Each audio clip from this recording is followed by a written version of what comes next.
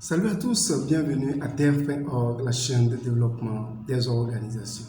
Adieu Evariste, pour vous accompagner sur votre chemin de développement. Responsable d'organisation, ONG, mutuelle, coopérative, PME, association. Vous qui avez l'ambition de voir se développer votre organisation, DEV.org est votre destination. C'est avec beaucoup de joie encore que je vous retrouve aujourd'hui. Avant de continuer, veuillez vous abonner. Cliquez simplement sur le bouton d'abonnement et allez cliquer aussi sur le bouton de notification pour ne louper aucune vidéo de DEV.org. Merci à vous pour votre fidélité.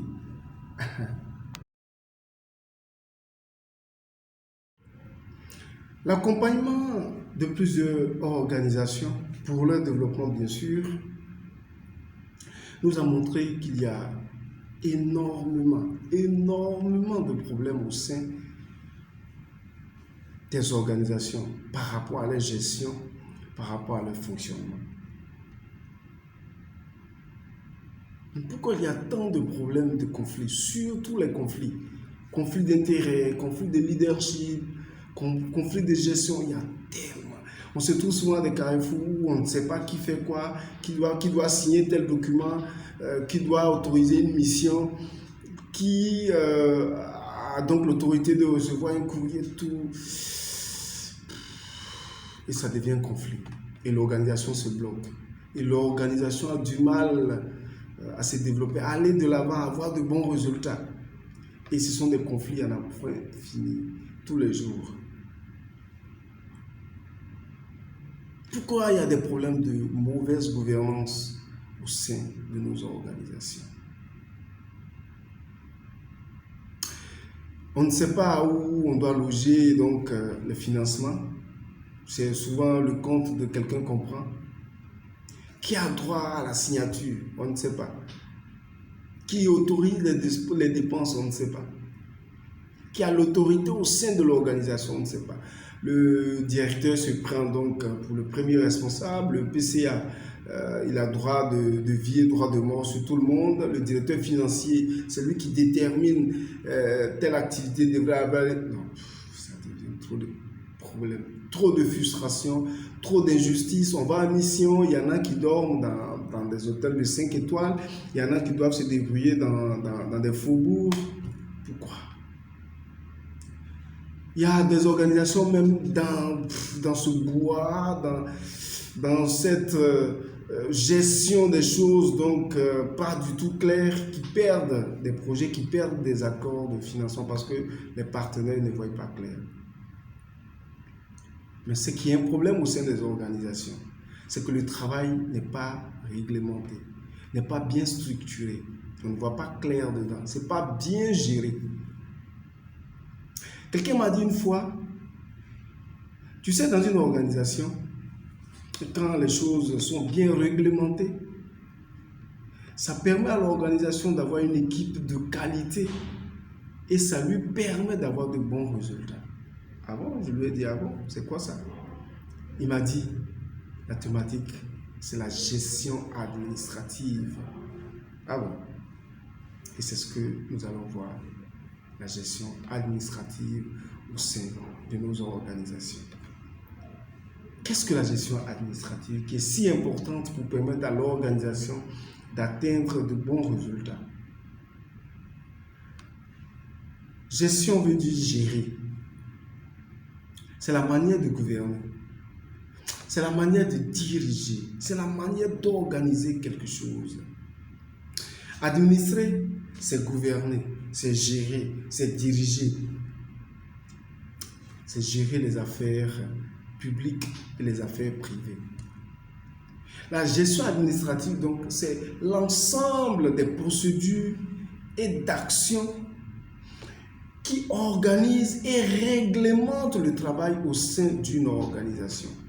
Est-ce que j'ai parlé fort pour que les responsables d'organisation puissent m'entendre et prendre cela très au sérieux? C'est l'ensemble des procédures, c'est l'ensemble d'actions qui organisent et réglementent le travail au sein d'une organisation pour lui permettre d'atteindre ses objectifs de bons résultats. C'est à couper le souffle. Hein.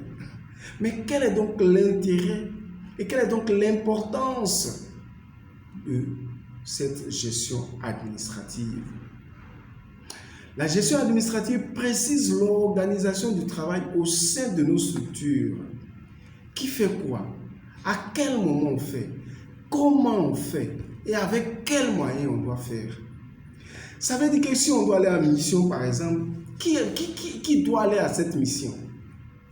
À quel moment on doit enclencher cette mission? Quels sont les intervenants? Quels sont ceux qui initient la mission? Quels sont ceux qui approuvent? Et avec combien on va en mission? On a droit à quoi en mission? Dès le départ, c'est écrit. On le sait et puis on va. C'est pas ces missions où on va et puis il y a une seule personne qui a tout, toute l'enveloppe et puis c'est au gré quoi. La gestion administrative précise les mécanismes de recrutement, de formation, d'évolution, de retrait, donc du personnel au sein d'une organisation. C'est clair, comment on t'appelle, comment on te recrute, comment on te forme, comment on assure ton évolution, ton profil de carrière et comment on met fin au contrat. C'est clair, c'est pas du jour au lendemain, bon toi à partir d'aujourd'hui tu n'es pas là, non, non pas du tout. La gestion administrative permet donc de mettre en relation les moyens, les ressources de l'organisation et les besoins en personnel et les besoins d'atteindre les objectifs avec de bons résultats. Donc ça nous permet de savoir qui on doit recruter et quelle est la qualité de la personne qu'on doit recruter. On ne prend pas les gens comme ça. Mais la gestion administrative a ses outils et ses documents directeurs. Les documents directeurs, il y a les statuts, il y a le règlement intérieur de l'organisation. Ça, ce sont les premiers outils, les premiers documents directeurs en termes de gestion administrative. Ensuite, on va trouver le manuel de procédure administrative. C'est cette boussole, c'est ce document donc, qui oriente le travail au sein de l'organisation. Le manuel est un document donc directeur extrêmement important pour toutes les organisations professionnelles qui veulent aller de l'avant, qui veulent se développer. C'est vraiment la feuille de route du personnel. En son sein, donc, on va trouver le règlement intérieur du personnel, on va trouver le code de bonne conduite, on ne boit pas sur le lieu de travail, on n'utilise pas son téléphone commun. Il va y avoir une charte d'éthique. On représente, on est l'ambassadeur donc de cette organisation. Voilà ce qu'on fait, voilà ce qu'on ne fait pas. Donc, en plus des documents directeurs, il y a les outils. Les outils, par exemple, on a l'organigramme. Il faut qu'il y ait un organigramme. On sait, on connaît donc les liens hiérarchiques. Il y a le plan d'action. On en parlait il n'y a pas longtemps. Le plan d'action, c'est un outil de la gestion administrative. Il y a les procès-verbaux, les rapports, les comptes rendus. Ça permet d'avoir une documentation au sein de notre organisation.